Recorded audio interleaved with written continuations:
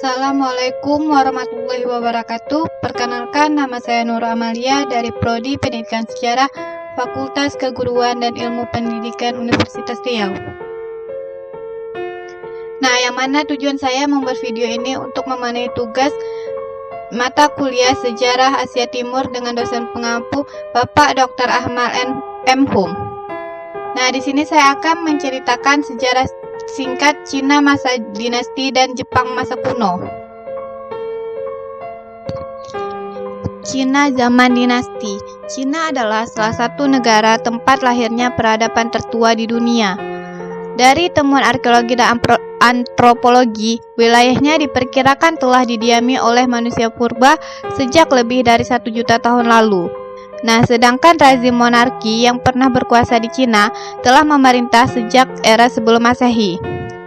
Catatan tertulis paling awal tentang sejarah Cina ditemukan di era dinasti Shang, yaitu pada tahun 1600 sampai 1046 sebelum Masehi. Selama 4 milenium lebih, Cina berada di bawah pemerintahan dinasti. Nah, yang mana dinasti terakhir yang berkuasa adalah dinasti Qing, yang runtuh pada tahun 1912 lalu disusul dengan berdirinya Republik Cina. Kemudian pada tahun 1949 terjadi revolusi komunis Cina yang memproklamasikan berdirinya Republik Rakyat Cina. Zaman Cina kuno. Sejak 2070 sebelum Masehi, Cina telah diperintah oleh rezim monarki bernama dinasti Xia. Pemerintahannya kemudian diganti oleh dinasti Shang, yaitu sekitar 1600 sampai 1046 sebelum Masehi. Pada masa kekuasaan dinasti inilah ditemukan catatan tertulis paling awal tentang sejarah Cina. Setelah itu, Cina diperintah oleh dinasti Zhou, yaitu sekitar 1046 sampai 256 sebelum Masehi. Nah, di mana ilmu filsafat mulai berkembang, ditandai dengan lahirnya aliran Konfusianisme, Taoisme, dan Mohisme. Yang pertama itu dinasti Xia, yaitu sekitar 2100 sebelum Masehi sampai 1600 sebelum Masehi. Dinasti Xia ini adalah dinasti pertama yang diceritakan dalam catatan sejarah seperti catatan sejarah agung dan sejarah bambu. Nah, di mana dinasti ini didirikan oleh Yu yang Agung. Sebagian besar arkeolog sekarang menghubungkan dinasti Xia dan hasil-hasil ekskavasi di Erlito, Provinsi Henan, yang berupa temuan perunggu lembur dari sekitar tahun 2000 sebelum Masehi. Yang mana beragam tanda-tanda yang terdapat pada tembikar dan kulit karang yang ditemukan pada periode ini diduga adalah bentuk pendahulu dari aksara Tionghoa modern. Nah, sedangkan menurut kronologi tradisional, berdasarkan perhitungan Liu Xin, dinasti ini berkuasa antara 2205 sampai 1766 sebelum Masehi. Sedangkan menurut sejarah bambu, pemerintahan dinasti ini adalah antara 1989 sampai 1558 sebelum Masehi. Menurut proyek kronologi Xia Shang Zhu yang diselenggarakan oleh pemerintah Republik Rakyat Tionghoa pada tahun 1996, dinasti ini berkuasa antara 2070 sampai 1600 sebelum Masehi. Nah, berikut ini contoh gambar perunggu dan tembikar. Yang kedua itu dinasti Shang, yaitu yang mana dinasti Shang ini berkuasa sekitar 1600 sebelum Masehi sampai 1046 sebelum Masehi. Dinasti Shang ini menurut sumber tradisional ada dinasti pertama Tiongkok. Menurut kronologi berdasarkan perhitungan Liu Xin, dinasti ini berkuasa antara 1766 sampai 1122 sebelum Masehi. Sedangkan menurut sejarah bambu adalah antara 1556 sampai 1046 sebelum Masehi.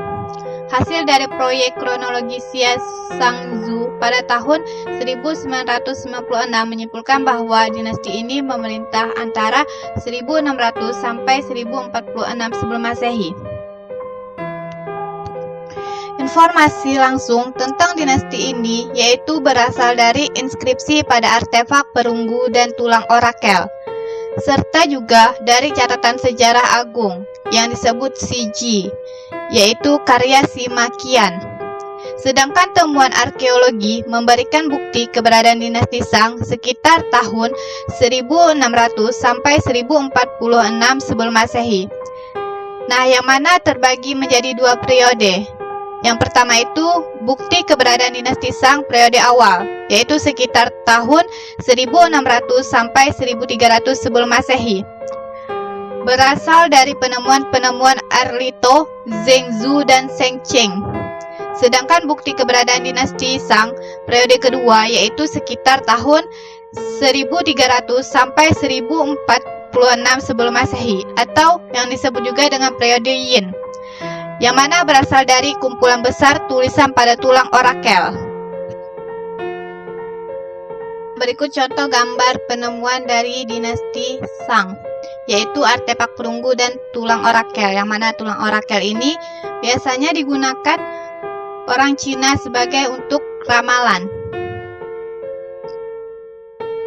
Nah, dinasti Shang diperintah oleh 31 orang raja, sejak Raja Tang sampai dengan Raja Zhou sebagai raja terakhir.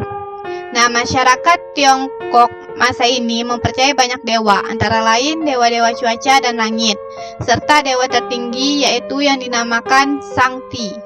Mereka juga percaya bahwa nenek moyang mereka, termasuk orang tua dan kakek nenek mereka setelah meninggal akan menjadi seperti dewa dan layak disembah. Nah, sekitar tahun 1500 sebelum Masehi, orang Tiongkok mulai menggunakan tulang orakel untuk memprediksi masa depan, seperti yang saya beri contoh pada slide sebelumnya. Yang ketiga itu dinasti Zhou, yang mana dinasti ini berkuasa sekitar 1046 sebelum Masehi sampai 256 sebelum Masehi. Di mana dinasti Zhou ini adalah dinasti terlama yang berkuasa dalam sejarah Tiongkok, yang menurut proyek kronologi Xia Shangzhou berkuasa antara 1046 sampai 256 sebelum Masehi. Nah, yang mana dinasti ini mulai tumbuh dari lembah Sungai Kuning di sebelah barat Shang. Penguasa Zhou Huang berhasil mengalahkan Shang pada pertempuran Mue. Pada masa dinasti Zhou ini, mulailah dikenal konsep yang bernama mandat langit sebagai legitimasi pergantian kekuasaan. Dan pada konsep ini seterusnya berpengaruh pada setiap pergantian dinasti di Tiongkok. Nah, yang mana ibu kota Zhou awalnya berada di wilayah barat, yaitu dekat kota Xi'an modern sekarang, namun kemudian terjadi serangkaian ekspansi ke arah lembah sungai Yangtze. Nah, yang mana dalam sejarah Tiongkok ini menjadi awal dari migrasi-migrasi penduduk selanjutnya di utara ke selatan. Nah, di sini saya juga akan menjelaskan Cina zaman kekaisaran. Saya mengambil beberapa contoh pada zaman dinasti ini, yaitu yang pertama dinasti Qin, yang mana dinasti Qin ini berkuasa pada tahun 221 sebelum Masehi sampai 206 sebelum Masehi. Dinasti Qin berhasil menyatukan Tiongkok yang terpecah menjadi beberapa kerajaan pada periode negara perang melalui serangkaian penaklukan terhadap kerajaan-kerajaan lainnya.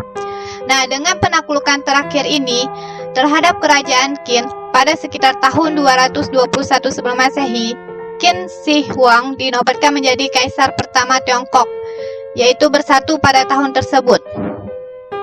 Dinasti ini terkenal mengawali pembangunan tembok besar Tiongkok yang belakangnya diselesaikan oleh dinasti Ming, serta peninggalan terakota di makam Qin Shi Huang. Nah, beberapa kontribusi besar dinasti Qin antara termasuk terbentuknya konsep pemerintahan terpusat, penyatuan undang-undang hukum, diterapkannya bahasa tertulis, satuan pengukuran dan mata uang bersama seluruh Tiongkok. Namun, setelah berlalunya masa-masa kesengsaraan pada zaman musim semi dan gugur, bahkan hal-hal yang mendasar seperti panjangnya as roda untuk gerobak dagang saat itu mengalami penyeragaman demi menjamin berkembangnya sistem perdagangan yang baik di seluruh kekaisaran. Yang kedua itu dinasti Han, yang mana dinasti Han ini berkuasa sekitar 206 sebelum Masehi sampai 220 sebelum Masehi. Nah, dinasti Han didirikan oleh Liu Bang, seorang petani yang memimpin pemberontakan rakyat dan meruntuhkan dinasti sebelumnya, yaitu dinasti Qin, pada tahun 206 sebelum Masehi. Nah, yang mana zaman kekuasaan dinasti Han ini terbagi menjadi dua periode, yaitu dinasti Han Barat sekitar 206 sebelum Masehi sampai 9 Masehi, dan dinasti Han Timur 23 Masehi sampai 220 Masehi, yang mana dipisahkan oleh periode pendek dinasti Xin, yaitu sekitar 9 sampai 23 Masehi. Nah, Kaisar Wu atau yang disebut dengan Han Wudi berhasil mengeratkan persatuan dan memperluas kekaisaran Tiongkok dengan mendesak bangsa Xiongnu. Yang ketiga itu dinasti Sui, yang mana dinasti Sui ini berkuasa pada tahun 589 Masehi sampai 618 Masehi. Setelah hampir 4 abad perpecahan, dinasti Sui berhasil mempersatukan kembali Tiongkok pada tahun 589 dengan penaklukan yang Jian. Nah, yang mana pendiri dinasti Sui terhadap dinasti Qian di selatan. Periode kekuasaan dinasti ini antara lain ditandai dengan pembangunan terusan besar Tiongkok dan pembentukan banyak lembaga pemerintahan yang nantinya akan diadopsi oleh dinasti Tang. Nah, yang terakhir itu dinasti Tang, yaitu sekitar 618 Masehi sampai 907 Masehi. Yang terakhir itu dinasti Tang, yang mana dinasti Tang ini berkuasa pada tahun 618 sampai 907 Masehi. Nah, yang mana pada tanggal 18 Juni 618, Liu naik tahta dan memulai era dinasti Tang yang menggantikan dinasti Sui. Zaman ini merupakan masa kemakmuran dan perkembangan seni dan teknologi Tiongkok. Nah, agama Buddha menjadi agama utama yang dianut oleh keluarga kerajaan serta rakyat kebanyakan. Nah, yang mana sejak saat itu, sekitar tahun 860, dinasti Tang mulai mengalami kemunduran karena munculnya pemberontakan. Nah, di sini saya juga akan menjelaskan bagaimana kehidupan Jepang masa kuno, yaitu yang pertama itu kehidupan orang Jepang pada zaman kuno. Kehidupan orang Jepang pada zaman kuno memiliki ciri sebagaimana masyarakat yang primitif, yang mana pada saat itu belum mengenal sertifikasi sosial di dalam masyarakat maupun kekuasaan yang jelas. Orang-orang primitif ini hidup dengan berburu atau menangkap ikan, atau yang biasa disebut dalam ekonomi pengumpulan makanan.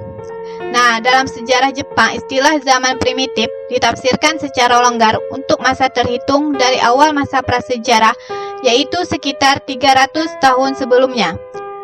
Yang mana waktu itu kepulauan Jepang secara geografis terpisah dari benua Eurasia atau yang disebut dengan Eropa Asia, sampai dengan munculnya negara kekaisaran sekitar abad ke-6 Masehi.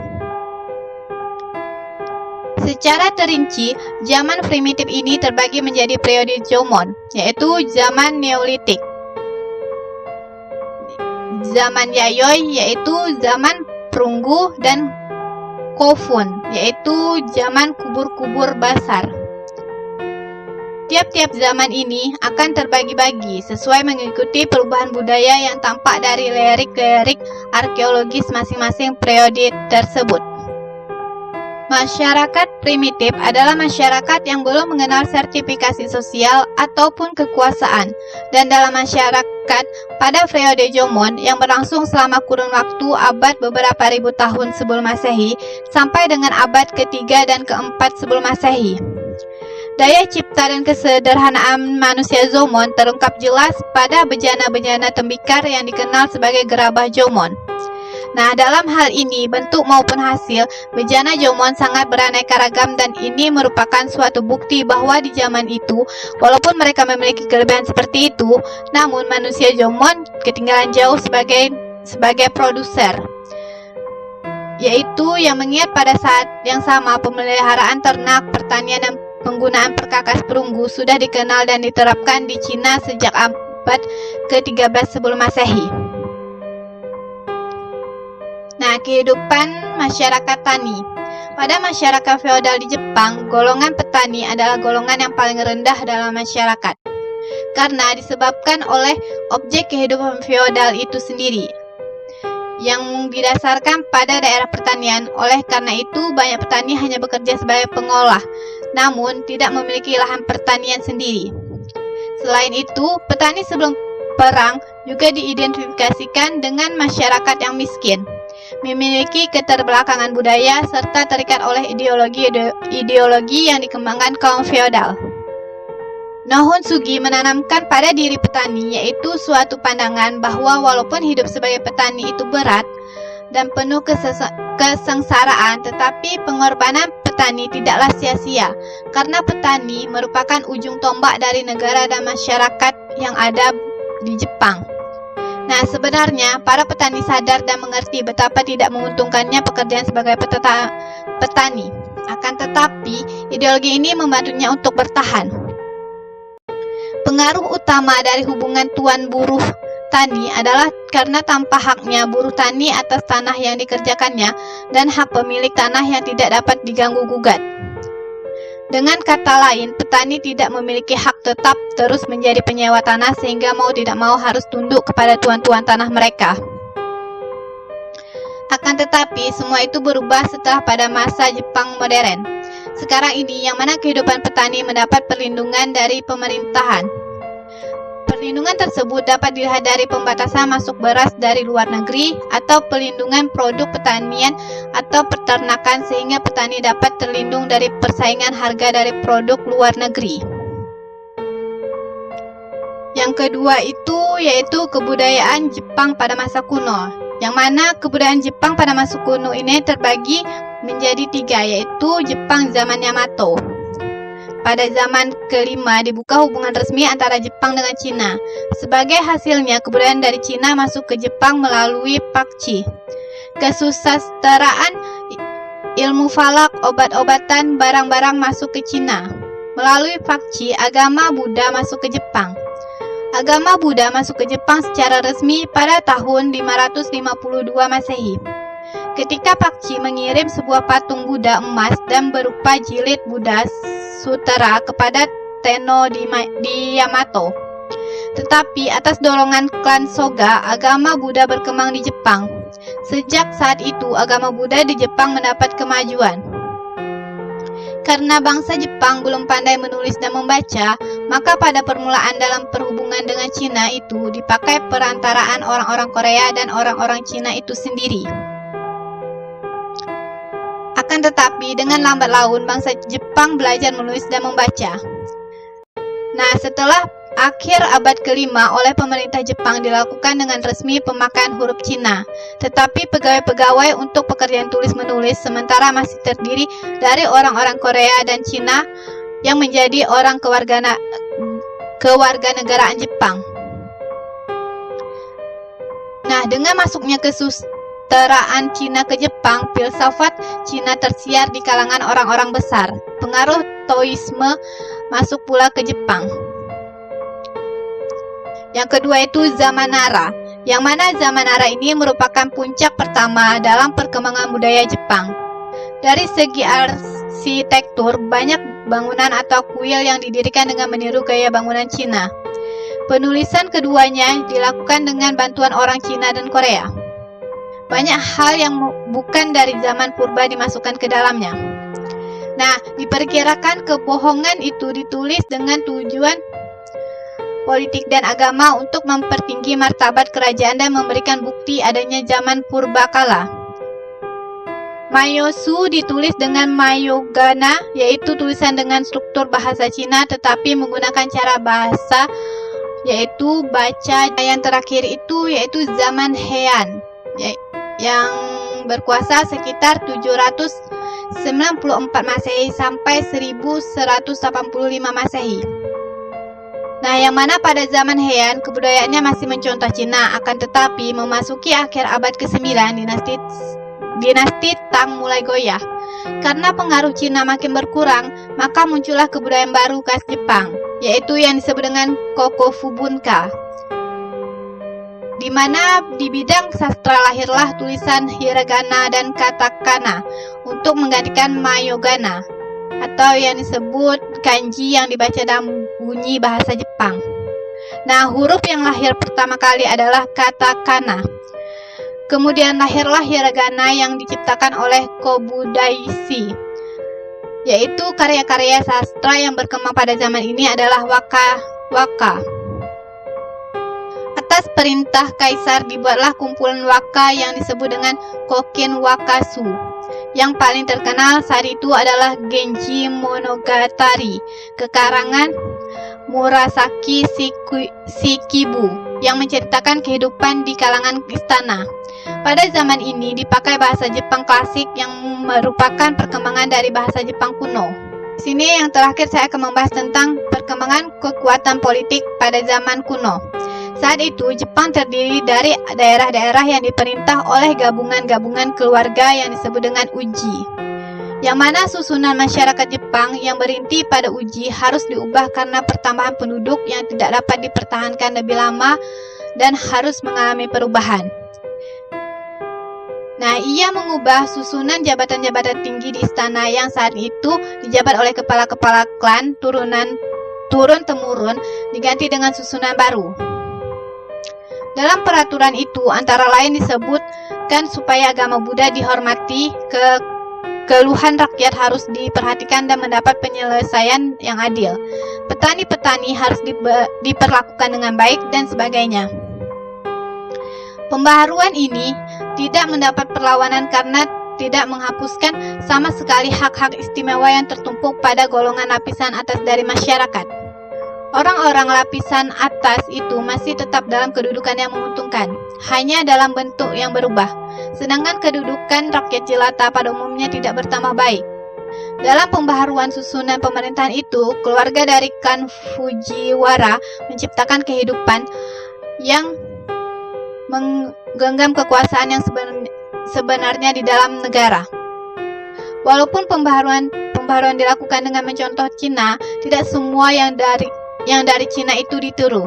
Untuk mengembangkan kembali pemerintahan Ritsuryo yang kacau, kekaisaran Kanmu memindahkan ibu kota ke Hainan Kyo pada tahun 794 Masehi.